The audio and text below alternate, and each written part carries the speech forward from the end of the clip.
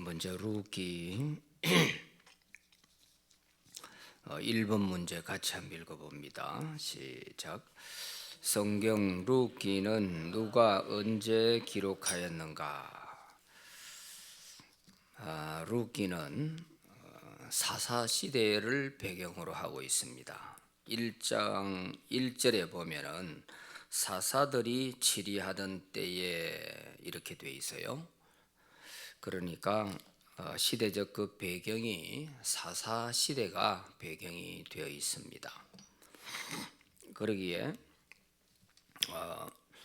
이 역사적 시대 배경은 사사시대로 하고 있지만 이 루키를 기록한 때는 다윗 시대로 봅니다. 그래서 주전 1010년부터 970년 때까지가 다윗 왕이 제위하던 시대인데 다윗 왕이 제위할 때 다윗이 기록한 것이 아니니까 사울 왕 때에도 이미 다윗이 있었지 않습니까? 그래서 1050년경부터 주전 970년까지 이 기간 동안에 누군가가 기록했지 않나 이렇게 봅니다. 그런데 누가 기록했을까 하는 것에 대해서는 여러 가지 학설이 있습니다만은 탈무드에나 또 유대인 전성에 의하면 사무엘 선지자가 기록했다 이렇게 보고 있죠. 그러나 확실한 것은 아니에요.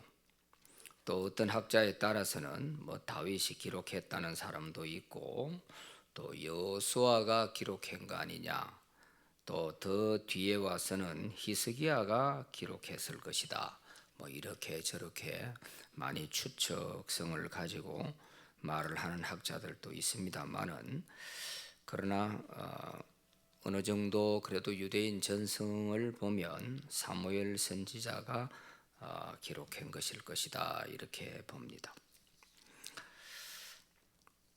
루키라고 하는 이 성경의 명칭은 주인공이 되는 룻의 이름을 따서 루키로 그렇게 붙여졌습니다. 자, 2번 문제 읽어봅니다. 시작. 루키를 기록한 목적은 무엇인가? 중요합니다. 성경마다 다 기록하는 목적이 있죠. 성경을 기록한 그 사람이 자기 어떤 생각과 주관을 가지고 기록하는 것이 아니고, 성경은 성령의 감동하심을 받은 사람들이 하나님께 받아 말한 것이라 했잖아요. 그러니까 하나님께서 감동을 주신 사람들을 통해서 기록하되 자기 생각과 사상이 아니고 하나님의 뜻을 나타내기 위한 그런 목적으로 기록한 것이기 때문에 루키도 기록한 목적이 있습니다. 이 기록한 목적에 있어서 제일 중요한 게 뭐냐 하면 이방인도 구원받으면 하나님 백성이 될 수 있다 하는 것입니다. 이것을 신학적으로 표현하면은 구원의 보편성이라고 그렇게 말을 해요. 이 어려운 말인데 굳이 그렇게 어려운 말 쓸 필요 없이 이방인들도 예수 믿고 구원받으면 얼마든지 하나님 백성이 될 수 있다. 이방인도 얼마든지 구원받을 수 있다 하는 것입니다. 그것을 이 루키가 잘 보여주고 있습니다. 이것이 왜 중요하냐 하면 후대에 와서 유대인들이 쓸데없는 그런 자기 그 유대 민족의 우월성을 나타내기 위해 가지고 하나님은 우리 유대인의 하나님이다, 이방인들은 하나님을 믿을 자격이 없다, 이렇게 하면서 쓸데없는 그런 고집을 부리고 그래서 예수님까지도 십자가에 못 박아 죽이는 그런 민족이 되어버렸잖아요. 그래서 이 이방인도 얼마든지 예수 믿으면 구원받아 하나님 백성이 될 수 있다 하는 이 메시지가 이 룻기에 담겨 있습니다. 그래서 마태복음 1장에 예수님의 족보를 보면 이 룻이 나오지요. 그래서 그 예수님의 족보도 내용을 보면 유대인들에게 예수님의 복음을 전하기 위해서 기록한 것이 마태복음인데, 이 마태복음 1장 처음부터 족보에 대한 이야기를 먼저 하거든요. 왜냐하면 유대인들은 족보를 엄청 중요하게 생각하고 그 족보에 맞지 아니하면 믿지 않는 사람들이기 때문에, 그래서 유대인들에게 예수님을 전하기 위해서는 족보 얘기부터 먼저 시작을 하는 거예요. 아브라함과 다윗의 자손 예수 그리스도의 계보다 하면서 이 예수님은 아브라함과 다윗의 자손으로 오신 분이다 하는 걸 먼저 전제하면서 그 다음에 족보에 대한 쭉 조상들에 대한 이름들을 열거하고 있습니다. 그런데 마태가 족보에 대한 이야기를 쭉 하면서 어떤 마음을 가지고 족보에 대한 얘기를 하느냐, 유대인들은 부인할 수 없는 역사적 사실이니까 그 인물들에 대해서는요. 그런데 그 족보 가운데 이방인들의 이름을 거기다가 다 등장시킵니다. 유대인들의 입장에서는 이런 사람은 좀 뺐으면 좋겠는데 왜 이런 사람의 이름까지 다 올려놨냐. 유대인들이 볼 때는 부인할 수는 없고 또 그 족보 속에 있는 이름들을 보면 거부할 수가 없는 거죠. 그래서 그 족보 얘기가 1장에 나오는데 그 족보에서도 바로 룻의 얘기가 거기 나옵니다. 1장 5절, 마태복음 1장 5절 한번 같이 읽어봅시다. 시작. 살모는 라합에게서 보아스를 낳고 보아스는 룻에게서 오벳을 낳고 오벳은 이새를 낳고 그랬어요. 유대인들은 보세요, 얼마나 편협적인지. 자기들이 믿고 싶은 사람만 믿고 또 자기들이 좋아하는 사람만 내세우는 거예요. 그래서 아브라함과 다윗의 자손, 이렇게 아브라함은 유대인의 조상이니까 빼놓을 수가 없고 아브라함은 들어가야 되고, 또 유대인 중에서 유대인들의 가장 자존심을 높여주었던 다윗, 이 빼놓을 수가 없지요. 그래서 자기들이 믿고 싶은 사람, 또 자기들이 좋아하는 사람, 이런 사람만 이렇게 강조하려고 하는 이런 것이 있죠. 그런데 마태는 여기에 대해서 있는 그대로를 다 열거하고 있잖아요. 자, 이게 보면 살모는 라합에게서 보아스를 낳고 보아스는 룻에게서 오벳을 낳았다. 오늘 이 룻기의 주인공이 되는 룻과 보아스, 이 두 사람이 다 어떤 출신이에요? 유대인이 아니지요. 유대인과는 전혀 거리가 먼 사람들이에요. 보아스가 어떤 사람이에요? 보아스는 여리고 기생 라합의 아들이에요. 그러니까 유대인들이 생각하는 그런 순수한 우리는 혈통을 가지고 있다. 그래서 이방인들을 아주 개취급하고 사람으로 인정하지도 않을 만큼 그런 쓸데없는 그 자존심을 가지고요 했던 이 모든 것들이 얼마나 큰 잘못인가 하는 걸 알 수가 있어요. 그리고 룻에게서 오벳이 나고 오벳을 통하여 이새를 낳고 이새가 다윗을 낳았으니까 결국 다윗을 그렇게 좋아하지만 다윗 또한 룻에게서 나왔단 말이에요. 그러니까 전혀 이 유대인하고 이스라엘 사람과는 상관이 없는 이런 관계에 있음에도 불구하고 이 족보가 엄연히 살아 있는데 자기들은 순수한 혈통인 것처럼 우리는 이방인들과 절대로 같이 섞일 수가 없다, 이런 생각을 가지고 살고 있다는 그 자체가 얼마나 모순 덩어리인가 하는 것을 알 수 있죠. 그래서 오늘 이 룻기가 만약 없다면은 마태복음 1장에 나오는 그 마태의 족보에 대해서도 룻과 보아스가 거기 이름이 올라가 있다 할지라도 룻기가 없으면 그걸 증명할 길이 없죠. 그런데 이것이 있음으로써 부인할 수 없는 그런 사실이 되는 것입니다. 그런 점에서 굉장히 중요하고, 그래서 이 룻기를 통해서 이미 이 신약 시대에 오기 전에도 이방인도 얼마든지 구원받으면 하나님 백성 될 수 있다 하는 이 메시지를 주고 있는 것입니다. 그리고 이 룻기 안에 또 고엘 제도라고 하는 것이 중요한 것이 나오는데, 이 고엘 제도는 유업을 물려받으려면은 반드시 그 대가를 지불해야 되거든요.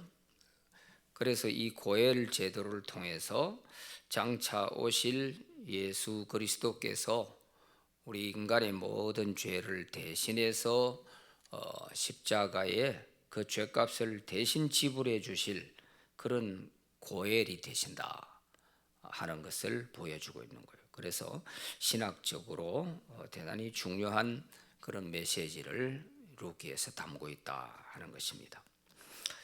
그리고 윤리적인 면에 있어서도 우리에게 아주 중요한 교훈을 주고 있고요. 자, 그래서 룻기는 구원의 보편성을 우리에게 알려주고 있다 하는 것입니다. 자, 3번 문제 읽어봅니다. 시작. 룻기에 나타난 신앙과 윤리의 균형 잡힌 삶은 어떠한가? 신앙과 윤리의 조화, 이것을 이 룻기가 우리에게 잘 보여주고 있어요. 우리 신앙의 큰 모순점이 뭐냐 하면 기도도 잘하고 성경도 많이 알고 있고 신앙생활은 똑소리 나게 하는 것 같은데 삶이 따르지 않는 이런 문제 때문에 항상 보는 이로 하여금 실망을 주기도 하고 자기 자신이 때로는 좀 흔들리기도 하고 그럴 때가 있죠. 그래서 신앙과 삶, 이것이 잘 조화롭게 일치가 될 수 있는 그런 모습을 바로 이 룻기에서 룻을 통해서 보여주고 있다 하는 것입니다.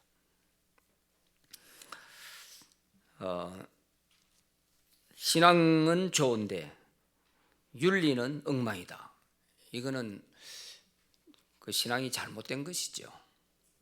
신앙이 올바로 되면 윤리도 바로 지키게 되어 있습니다. 신앙은 좋은데 윤리가 잘못됐다.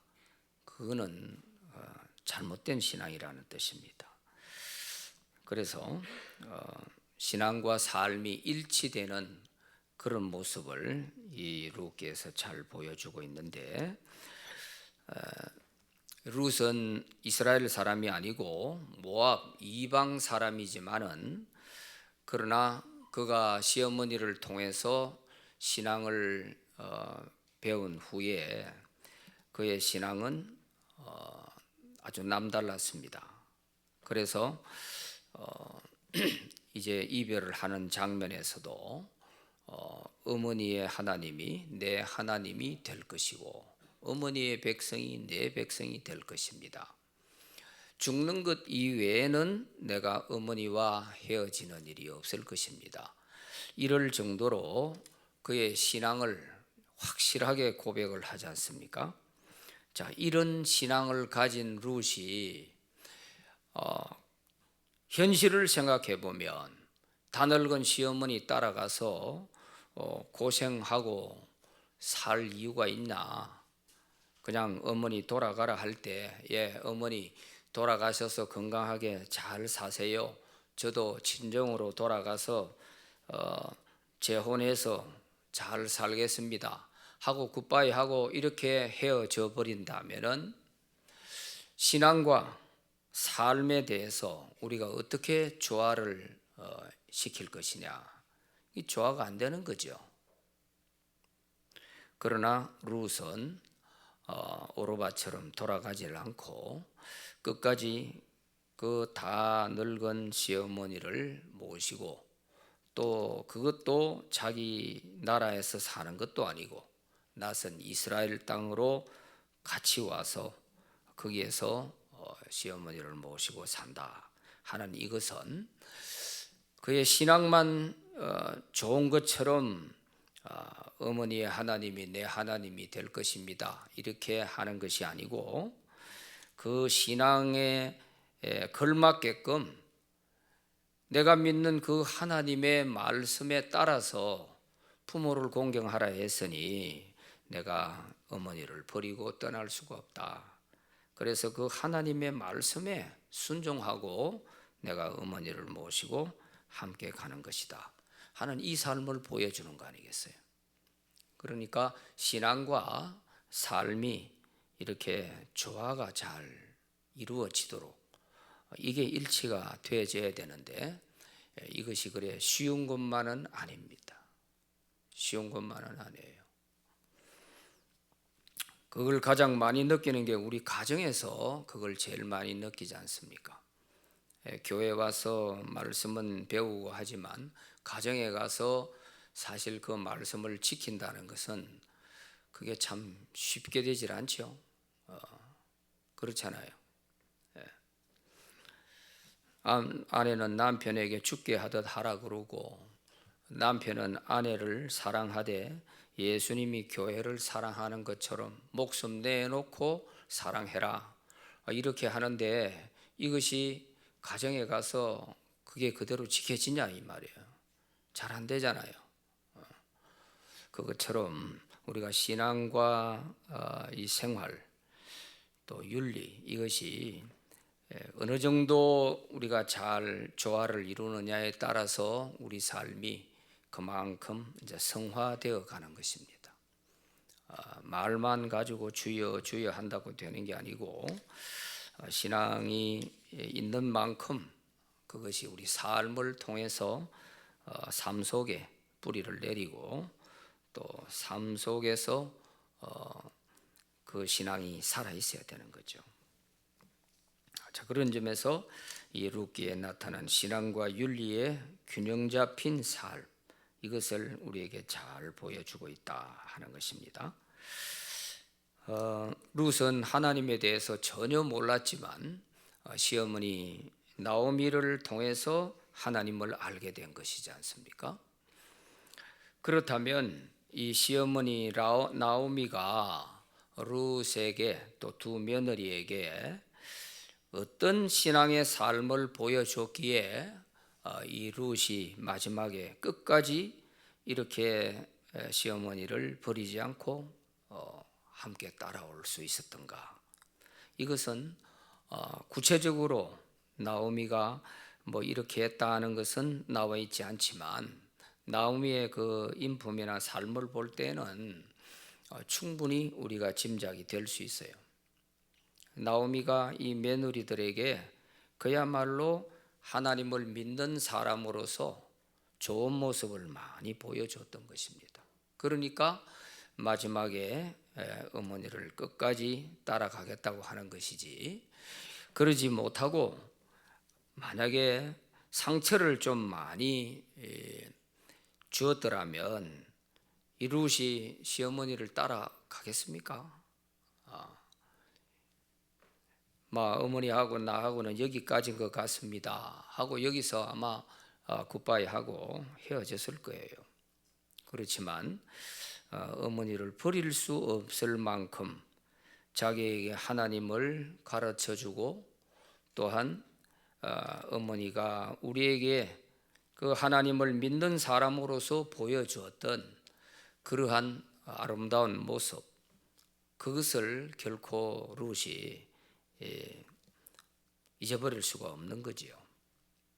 이런 점에서 시어머니도 정말 신앙과 그 삶이 일치된 모습으로 며느리들에게 보여주고, 또 며느리 룻도 자기의 신앙만 좋다고 어머니 하나님이 내 하나님입니다 이렇게 말하는 것이 아니라, 그런 신앙 바탕에서 하나님이 부모를 공경하라 하신 그 말씀 따라서 어머니를 끝까지 공경하고 있는 이런 신앙과 삶이 잘 조화된 모습을 보여주고 있다.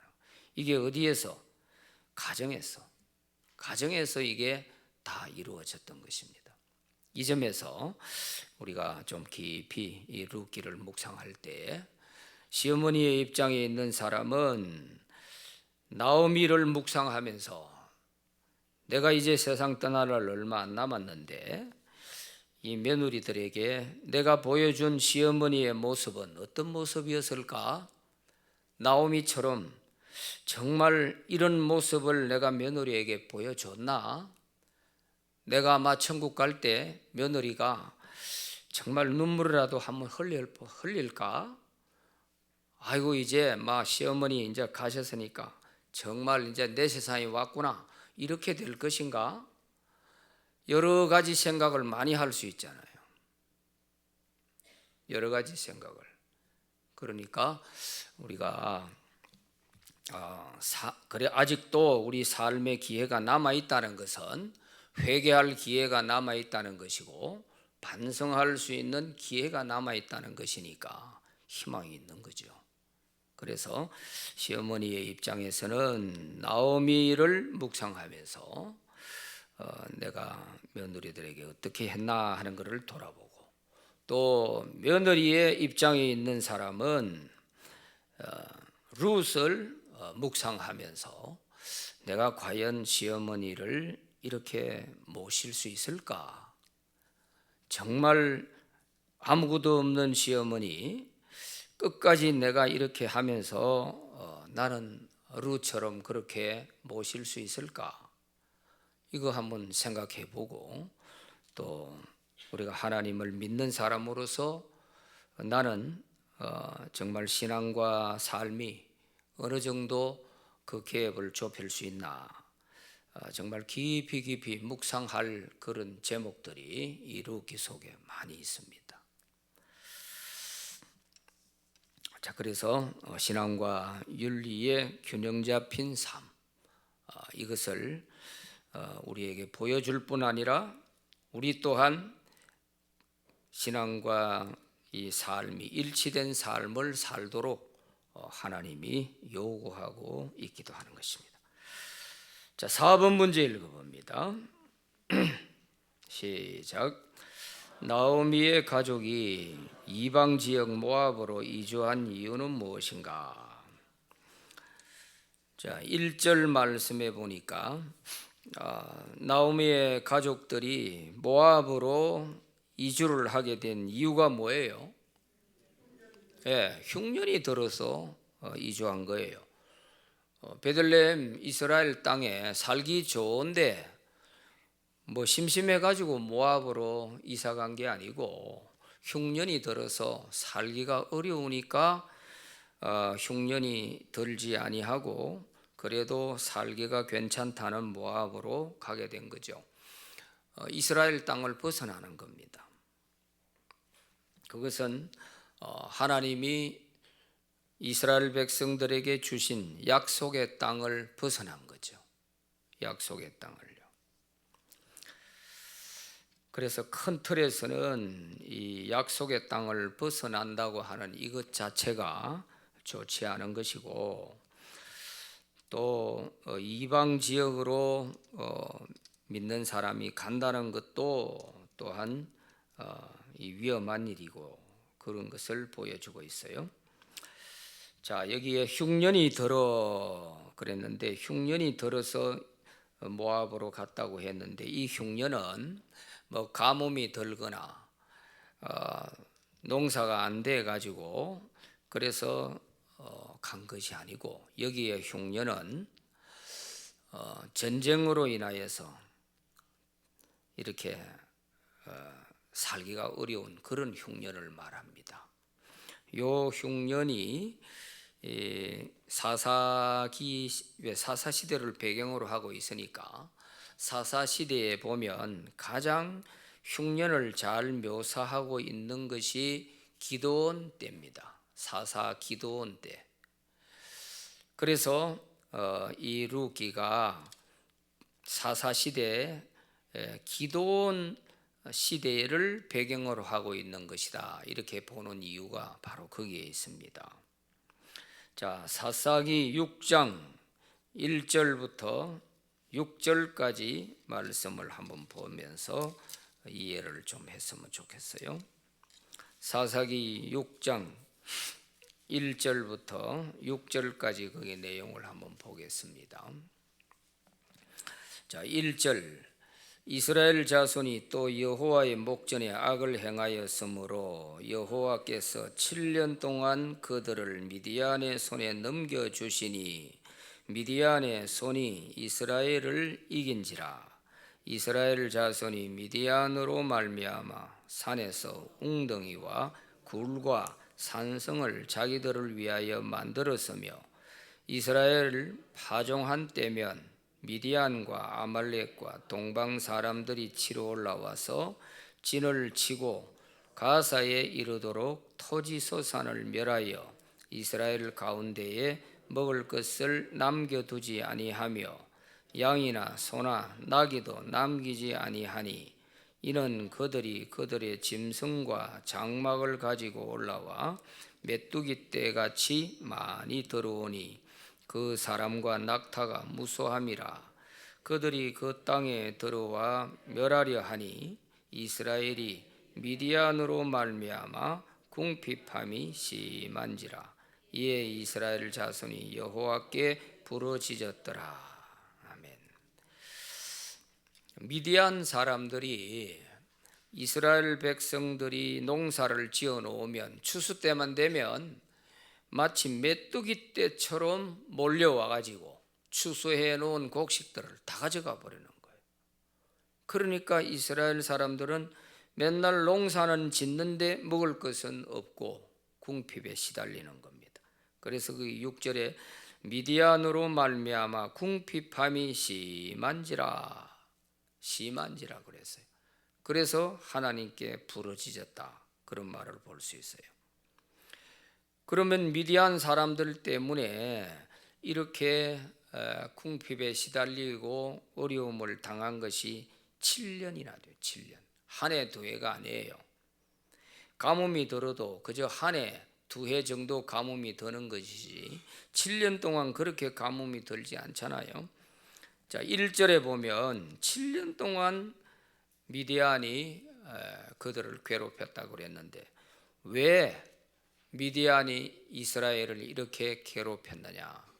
왜 이런 이스라엘이 궁핍에 시달리고 또 흉년에 시달리게 됐느냐? 그 이유가 1절에 나와 있어요. 뭐 때문이에요? 하나님을 버리고 우상 숭배했기 때문에 그런 거예요. 여호와의 목전에 악을 행하였다 하는 이 말은 하나님을 버리고 가나안에 있는 우상을 섬겼다는 뜻이에요. 그래서 하나님께서 징계로 미디안 사람들에게 넘겨버렸다고 그랬잖아요. 여호와께서 7년 동안 그들을 미디안의 손에 넘겨주시니 그랬어요. 미디안 손에 아예 넘겨버렸어요. 그러니까 이스라엘 백성들이 이렇게 흉년에 시달리고 가난에 시달리고 힘들었던 거예요. 그래서 하나님이 이제 부르짖고 기도하는 그것을 보시고 기드온이라고 하는 사람을 사사로 세워가지고 300명의 용사를 가지고 수십만의 미디안 군대를 다 물리치고 이제 독립을 하게 되는 것입니다. 그 전까지는 계속 이러한 흉년에 시달린 것이죠. 계속. 자, 그렇다면은 이스라엘의 흉년이 좀 들었다 해가지고 이방 지역으로 피난을 간다고 해서 이 흉년이 해결될 흉년이냐? 아니죠. 그렇잖아요. 지금 이스라엘 사람들이 이런 흉년을 겪는 것이 하나님 앞에 우상 숭배하는 죄를 지음으로 말미암아 7년 동안 계속되는 흉년인데, 이것이 다른 나라로 피난을 간다 해가지고 이게 해결될 흉년은 아니란 말이에요. 이것을 해결할 수 있는 길은 뭐예요? 회개해야 되는 거 아니에요. 우상을 내버리고 하나님께 회개하고 돌아와서 하나님이 자기들로 하여금 이런 미디안 사람들로 하여금 괴롭힘을 당하지 않도록 달라고 해야 되는 거 아니에요. 그래야 되는데 요 나오미 가정은 회개할 생각을 안 하고 오히려 모압 지방으로 피난을 가는 거예요. 도망을 가는 거예요. 이스라엘에만 하나님이 계시는 게 아니잖아요. 모압에 간다고 하나님이 안 계시나요? 모압에도 하나님이 계시잖아요. 그래서 나오미 가정이 왜 모압에 가가지고 쫄딱 망해가지고 다시 돌아오게 됐는지 하는 이유가 여기 있는 거예요. 이스라엘의 흉년 들었다고 회개할 생각 안 하고 이스라엘의 죄 때문에 이런 흉년이 왔는데 도망가면 괜찮을 줄 생각하는, 이것이 잘못된 것이죠. 자, 이거 잘 보셔야 됩니다. 오늘 내가 이 교회에서 신앙생활 잘 하면 좋잖아요. 내가 이곳에서 신앙생활이 뭔가 좀 힘든 일이 생기고 그래서 다른 교회 가면은 잘 될 줄로 생각하는 이런 생각이 대단히 위험한 겁니다. 마치 나오미가 모압으로 이사 가는 거하고 똑같은 거예요. 거기 가면 하나님이 다른 하나님인 줄 알고 있어요. 무엇 때문에 내가 힘든지를 보고 내가 잘못한 게 있으면 회개를 해야 되죠. 살다 보면 이사는 갈 수 있어요. 그게 문제가 되는 게 아니잖아요. 내가 이곳에서 잘못한 죄를 짓고서 다른 데 가면 괜찮을 것이다? 그것같이 어리석은 사람이 어디 있어요? 바로 나오미가 착각을 한 이유가 여기에 있습니다. 그러니까 이런 상태에서는 어디로 가도 거기는 해결이 없어요. 해결이. 그래서 흉년 때문에 모압으로 가는 것은 뭐 당연한 것처럼 자연스러운 것처럼 여겨지지만 조금 우리가 깊이 보면 이 흉년은 그냥 가뭄으로 된 흉년이 아니고 이스라엘 백성들의 우상 숭배에 대한 죄 때문에 하나님의 징계로 내려진 그런 형벌이었어요. 그런데 그것을 자기들만 피해가지고 다른 데 가면 괜찮을 것이다, 이렇게 한 것이 이게 나오미 가정이 쫄딱 망하게 되는 가장 근본적인 원인이 되는 것입니다. 그래서 우리가 사사기 6장에 대한 내용을 잘 보았고요. 이러한 것은 우리가 성경 여러 곳에서도 많이 볼 수가 있어요. 흉년의 원인을 해결해야지 그거를 두고서 그 순간만 모면하기 위해서 장소만 바꾸는 것은 아무 소용이 없다, 이걸 아셔야 됩니다. 아브라함도 가나안에 갔을 때 흉년이 드니까 살기 어려워서 애굽으로 내려갔다가 애굽에 가서 아주 망신당하고 마누라까지 뺏길 뻔하고 온갖 수모를 다 겪고 쫓겨나다시피 해서 올라왔잖아요. 가나안 하나님의 약속의 땅을 떠나서는 안 될 사람들이 그 순간의 어려움을 피하기 위해서 도망가는 거, 이것은 결코 해결 방법이 되지 못한다 하는 것을 잘 아셔야 됩니다. 자, 5번 문제 읽어봅니다. 시작. 모압에서 나오미의 가족은 어떻게 구성되었는가? 자, 2절 말씀해 보니까 거기 나오미 가족들의 이름을 하나하나 다 적어 보세요. 나오미의 남편의 이름이 뭐지요? 엘리멜렉이고, 그리고 나오미가 나오고, 나오미의 두 아들 이름이 뭐죠? 말론과 기리온이고, 그들은 어디에 살았다? 어디에 살았어요? 예, 베들레헴. 이 베들레헴이 중요한 곳이잖아요. 베들레헴은 다윗의 고향이기도 하고 예수님의 탄생 장소이기도 하고, 이 베들레헴을 특히 언급하는 데는 대단히 중요한 의미를 갖고 있는 거예요. 그러니까 나오미가 이 베들레헴을 떠났다, 흉년으로 말미암아 떠났다 하는 말은 예수님을 떠났다 하는 것과도 같아지는 거예요. 왜냐하면 예수님이 베들레헴에서 탄생하는 곳인데 장차 오실 예수님이 이곳에서 탄생하실 것인데, 이곳을 떠났다는 말은 예수님을 떠났다는 말과 같아지는 거예요.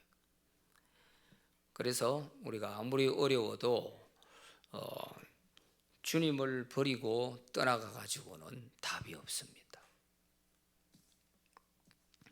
자, 그래서 여기에 가족들의 이름이 나오고, 요 네 식구가 갔지만은 모압에 가서 두 아들을 장가를 보내요. 장가를 보내는데 그 며느리 두 사람이 이제 가족의 구성원으로 들어오게 됩니다. 4절에 보니까 누구죠? 오르바와 룻이라고 하는 두 여인이 나오미 가정의 며느리로 들어오게 됩니다. 이렇게 해서 나오미의 가족은 모두 다 6명으로 이제 구성이 됐습니다. 자, 6번 문제 읽어봅니다. 시작. 나오미의 두 아들은 어떤 여자를 아내로 맞이하였는가? 4절에 보니까 모압 여자 중에서 그랬어요. 그들이 아내를 맞이한 것이 모압 여자 중에서. 물론 모압 지방에 가서 살고 있으니까 모압 여자 중에서 아내로 맞이할 수밖에 없지 않느냐, 이렇게 생각할 수 있지만, 그러나 모압과 이 이스라엘이 그렇게 멀리 떨어져 있는 것도 아니고요. 아브라함이 이삭을 장가 보내기 위해서 어떻게 했어요? 그 먼 하란까지, 고향 하란에 가가지고 자기 믿는 가족들 가운데서 아내감을 택해오라, 이렇게 했잖아요. 엘리에셀 그 종을 하인을 보내면서 너는 반드시 내 고향 친척들이 살고 있는 곳에 가서 믿는 사람 가운데 내 며느리감을 구해오라 하고 보냈다. 맹세를 시켜가지고 그렇게 보냈어요. 이렇게 해서 며느리로 데려온 아브라함의 며느리가 누구죠? 예? 이삭이 장가 안 갔습니까? 장가 갔잖아요. 그러면 이삭의 아내가 누구요? 와, 큰일 났다, 큰일 났어. 그게 리브가 아니에요. 리브가 생각이 안 나면 어찌 되는 거요? 내일 병원에 한번 가봐요. 그래서 그 외삼촌 딸 리브가를 며느리로 데려왔잖아요. 아주 믿음 좋고 당차고 아주 슴슴이가 좋고요. 그 리브가를 선택하게 되는 이유가 그 엘리에셀 하인이 뭘 보고 했나요? 물 주는 거 보고. 예. 물 한 그릇 달라는데 물 한 그릇만 주는 게 아니고 그냥 넉넉하게 줘. 그럴 정도로. 따라가겠냐 하니까 따라가겠다 하고 한 번 얼굴도 안 보고 시집 가겠다고 따라 나선 사람이 리브가입니다. 대단하죠. 자, 이렇게까지도 하는데 이 나오미는 두 아들 장가 보내면서 그리 멀지도 않는 이스라엘에서 얼마든지 며느리감을 구할 수도 있었을 텐데 두 아들을 이 모압 여자와 결혼을 시켰어요. 자, 이러한 것들도 또 믿는 사람들로서는 다 우리가 깊이 생각들을 해봐야 될 부분이에요. 그렇다 해가 이방 여자다 해서 반드시 안 된다, 이런 것은 오늘날의 우리 입장에서는 그게 맞지 않지만, 그러나 이 당시 나오미로서는 얼마든지 이스라엘 사람들 중에서도 며느리를 구할 수 있었을 것이다 하는 것이죠. 그런데 모압 여자들 중에서 구했고, 모압 여자라 할지라도 보세요.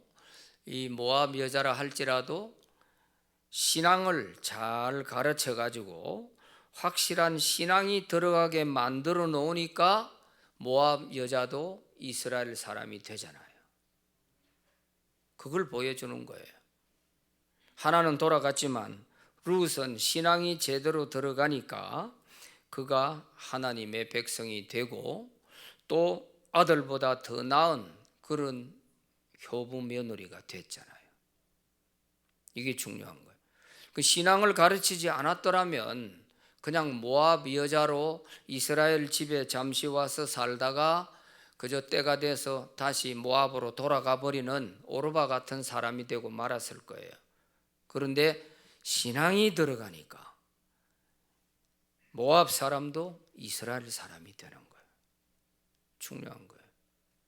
그래서 오늘날 우리 가정에도 안 믿는 사람을 며느리로, 안 믿는 사람을 사위로 삼는다 할지라도 그 사람에게 신앙을 잘 이렇게 전수해서 신앙을 갖게 만들어 놓으면 믿는 사람 가정에서 시원찮은 믿는 가정이다 해서 이렇게 맞이하는 사위나 며느리보다 나을 수도 있어요. 오늘날 믿는 중직자 가정이라고 하는 그런 자녀들이라 해서 결혼을 했는데도 보면 참 초신자보다 더 못한, 더 어려운 그런 가정을 꾸리는 사람들이 없잖아 있어요. 알 거 다 알면서 믿으면 안 들어가는 거예요. 안 들어가요. 왜? 어릴 적부터 보고 자라왔기 때문에 그런데 그거는 부모 신앙이 좋은 모습을 못 보여줘서 그런 거예요.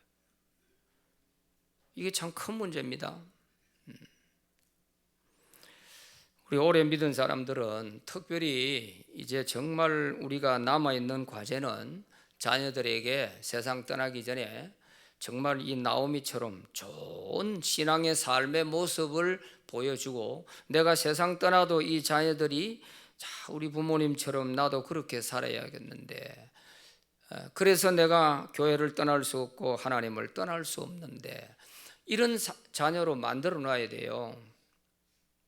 그러지 못하고 내 당대에는 교회에서 신앙생활을 잘했는데 자녀들이 볼 때는 영 아니란 말이에요. 이렇게 되면은 부모 살아 계실 때는 어쩔 수 없어서 눈도장 찍으러 교회 나가지만 부모님 돌아가시기만 하면 나는 교회 졸업한다, 이런 마음을 갖고 있다니까요. 이거는 우리 부모로서는 아주 잘못하는 겁니다. 지금이라도 빨리 돌아보세요. 나를 돌아보고 자녀들이 나를 어떻게 생각할까? 내가 믿는 사람으로서 자녀들은 나를 부모로 여길 때 어떻게 생각하고 있을까? 우리 부모는 교회밖에 모르고 자식들도 몰라. 이렇게 되어져 있으면 이 신앙과 생활이 일치되지 않는 모습, 이런 모습들을 자녀들이 보면요, 믿음이 안 자랍니다.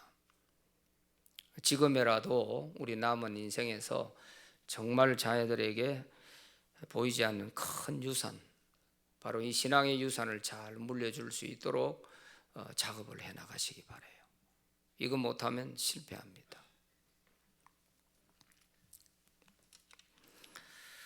아버지는 신앙이 좋아가지고 아버지 돌아가셨을 때 장례식은 거창하게 잘했어요. 장례식 마치고 나니까 자식들이 교회를 안 나와요. 어디가 문제가 있는 겁니까? 이제 이런 문제가 해결이 안 되면 앞으로 한국 교회 안 그래도 전도가 안 되고 자꾸 교회가 쇠퇴해 가는데 그 원인이 우리 가정에서부터 있습니다. 가정에서부터. 그래서 자녀들에게 지금까지 내가 믿는 사람으로서 좋은 모습을 보여주지 못했다 그런 생각이 들면 지금부터라도 하나하나 생각하면서 이 아이들에게 어떻게 하면 좋을까, 어떤 모습을 좀 보여주면 좋겠나, 손자 손녀들에게는 어떤 모습을 보여줄까, 이거 좀 깊이 생각하면서 우리가 빨리 제자리를 찾아야 될 것입니다. 그래서 모압 사람이다 이스라엘 사람이다 이게 중요한 게 아니고 이 룻기가 보여주는 것은 신앙을 잘 가르쳐 놓으면, 신앙을 잘 물려주면 모압 사람도 이스라엘 사람 될 수 있다. 아들보다도 더 나은 며느리가 될 수 있다. 이것입니다. 이해가 되지요? 이해가 되지요? 예. 대답은 하고 싶은데 자신은 없고 그런 표현인 것 같아요. 자신을 가집시다. 용기를 가지고 우리가 그렇게 해봅시다. 자, 7번 시작. 나오미의 가족이 모압에서 10년 동안 살 때에 어떤 일을 겪었는가? 3절, 5절 말씀에 보면 나오미의 남편 엘리멜렉이 죽고 나오미와 그의 두 아들이 남았으며, 5절에 가서 보니까 말론과 기럨 두 사람이 다 죽고 그 여인은 두 아들과 남편의 뒤에 남았더라. 그 여인은 나오미를 말해요. 나오미는 먼저 자기 앞에 남편 보내고 아들 둘 보내고 자기는 마지막에 남았다, 그런 뜻이죠. 자, 그런데 이 말씀을 읽다 보면 마음이 아리한 부분이 있어요. 3절 말씀에 보면 나오미의 남편 엘리멜렉이 죽고 나오미와 그의 두 아들이 남았으며 그랬잖아요. 이 두 아들이 아직 죽지 않고 남아 있을 때만 하더라도 기회는 있었다는 뜻이죠. 이 두 아들을 살릴 수 있는 기회가 있었다는 뜻 아닙니까? 이때 보따리 사가지고 빨리 베들레헴으로 돌아왔으면 이 아들은 어땠을까? 이런 생각도 드는 거예요. 남았으며 하는 이 말을 읽을 때 제가 마음이 아리해지는 거예요. 나오미가 좋은 모습 며느리들에게 보여준 것도 다 좋았는데 왜 여기서는 못 깨달았을까? 이때 왜 못 깨달았을까? 두 아들 보내기 전에 좀 깨닫고, 이거 아니야, 우리가 여기 못 올 때 왔어, 우리만 살랐고 이 모압으로 왔지만 내가 깨달아서 이제 이거는 아닌 것 같아, 다시 돌아가야겠어. 아마 이렇게 했더라면 내가 볼 때는 두 아들은 살릴 수 있었지 않겠나 싶은 생각도 드는 거예요. 참 마음 아픈 거예요. 그런데 이 기회를 놓치고 나니까 어째요?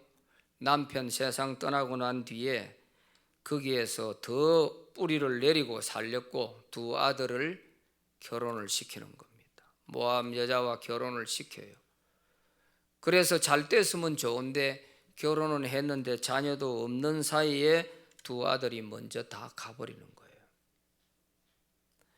그야말로 가정이 쫄딱 망한 거예요. 그래서 깨닫는 것도 때가 있다. 너무 기회가 지나버리면 깨달아도 이렇게 소용이 없구나. 이런 생각을 해보는 것입니다.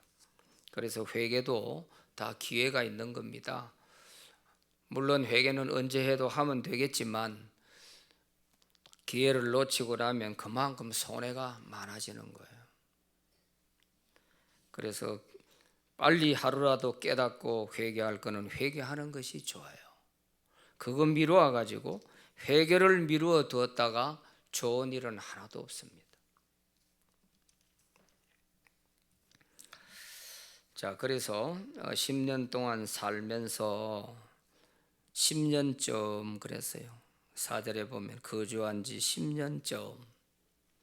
남편이 떠났을 때는 몇 년쯤이 됐는지 모르겠지만 남편 떠나고 두 아들 결혼시키고 뭐 이렇게 하는 동안 내가 볼 때는 한 5년은 넘게 안 됐겠나 싶어요. 그래서 남편이 먼저 갈 때에 아이고 이 사람이 벌써 세상 떠날 때가 아닌데 왜 이렇게 빨리 떠나나 하는 이런 생각이 들면 이때 나오미가 빨리 보따리 사서 돌아와야 되는 거예요. 그런데 거기서 더 버티고 하다가 두 아들까지도 결국 다 잃어버리게 되고 이런 모습이 된 거죠. 나중에 나오미가 깨닫습니다. 나중에 두 아들 다 잃고 난 뒤에 그때서야 비로소 깨닫습니다. 자, 13절 1장 13절 한번 읽어봅니다. 시작. 너희가 어찌 그들이 자라기를 기다리겠으며 어찌 남편 없이 지내겠다고 결심하겠느냐? 내 딸들아 그렇지 아니하니라. 여호와의 손이 나를 치셨으므로 나는 너희로 말미암아 더욱 마음이 아프도다. 지금 며느리와 이별을 하는 장면에서 며느리들이 가지 않겠다고 하니까 나오미가 하는 얘기예요. 가슴 깊은 곳에 아픔을 얘기하고 있죠. 여호와의 손이 나를 치셨다. 그래서 내가 더욱 마음이 아프다. 하나님이 자기를 징계하셨다는 것을 비로소 나오미가 느끼게 된 거예요. 깨닫게 된 거예요. 자, 며느리 앞에서만 이 이야기를 한 게 아니고 그 뒤에 20절, 21절 또 한번 읽어봅니다. 시작. 나오미가 그들에게 이르되 나를 나오미라 부르지 말고 나를 마라라 부르라. 이는 전능자가 나를 심히 괴롭게 하였음이니라.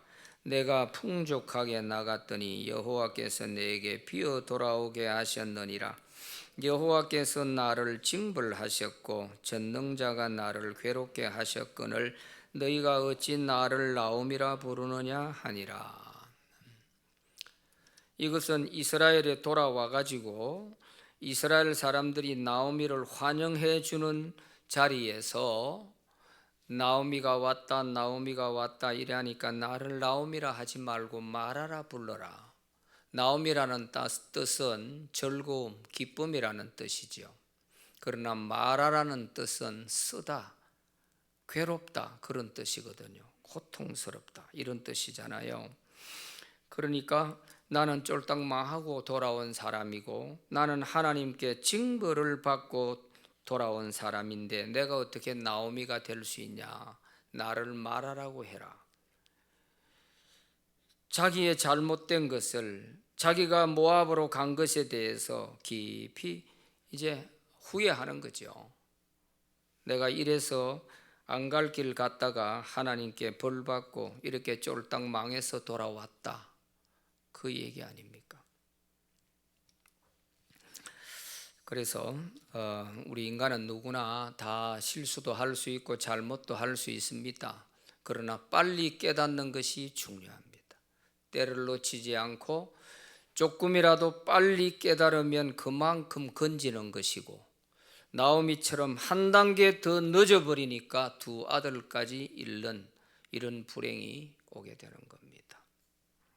그래서 오늘 이 룻기 1장에서 우리가 서론을 보면서 이 나오미에 담겨 있는 룻기에 담겨 있는 이런 깊이 있는 내용들이 많이 있습니다.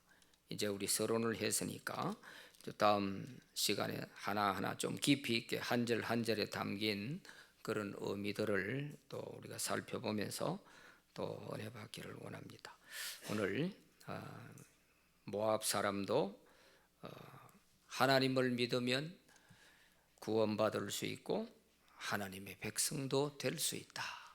구원의 보편성에 대한 신학적인 중요한 문제가 있다 하는 것이고, 또 신앙과 삶의 조화, 이것이 중요하다 하는 것을 오늘 이 서론에서 좀 잘 마음에 새겨두면 좋겠습니다.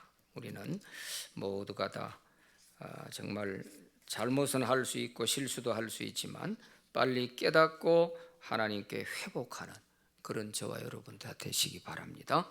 기도합시다.